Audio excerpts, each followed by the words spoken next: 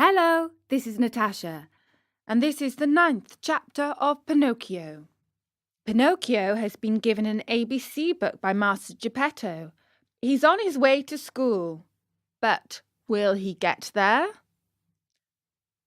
See Pinocchio hurrying off to school with his new ABC book under his arm. As he walked along, his brain was busy planning hundreds of wonderful things, building hundreds of castles in the air. Talking to himself, he said, "In school today, I'll learn to read, tomorrow to write, and the day after tomorrow, I'll do arithmetic. Then, clever as I am, I can earn a lot of money. With the very first pennies I make, I'll buy father a new cloth coat." Cloth, did I say? No, it shall be made of gold and silver with diamond buttons. That poor man certainly deserves it, for, after all, isn't he in his shirt sleeves because he was good enough to buy a book for me? On this cold day, too. Fathers are indeed good to their children. As he talked to himself, he thought he heard sounds of pipes and drums coming from a distance. Pa pa pa pa pa pa pa pa. He stopped to listen. These sounds came from a little street that led to a small village along the shore. What noise can that be? What a nuisance that I have to go to school otherwise. There he stopped, very much puzzled. He felt he had to make up his mind for either one thing or another.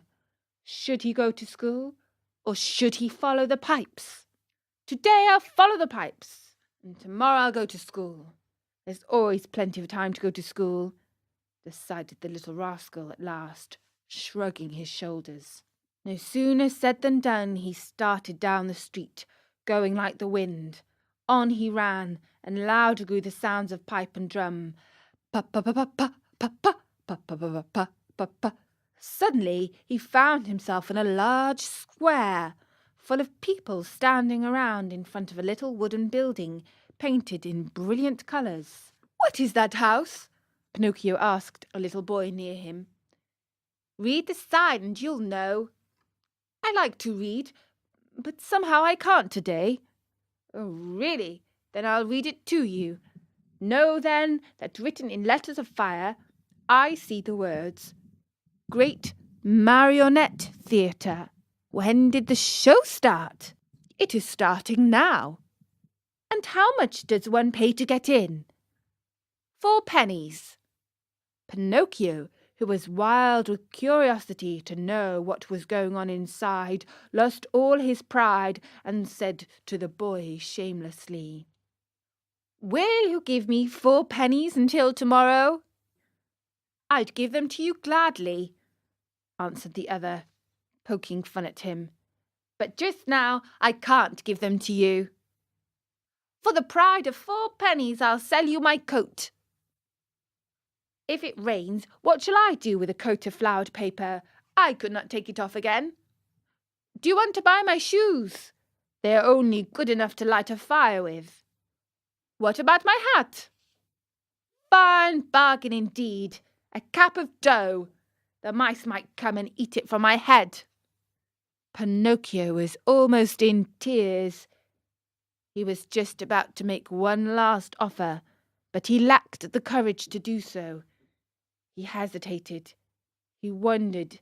He could not make up his mind. At last he said, "Will you give me 4 pennies for the book?" "I am a boy, and I buy nothing from boys," said the little fellow with more common sense than the marionette.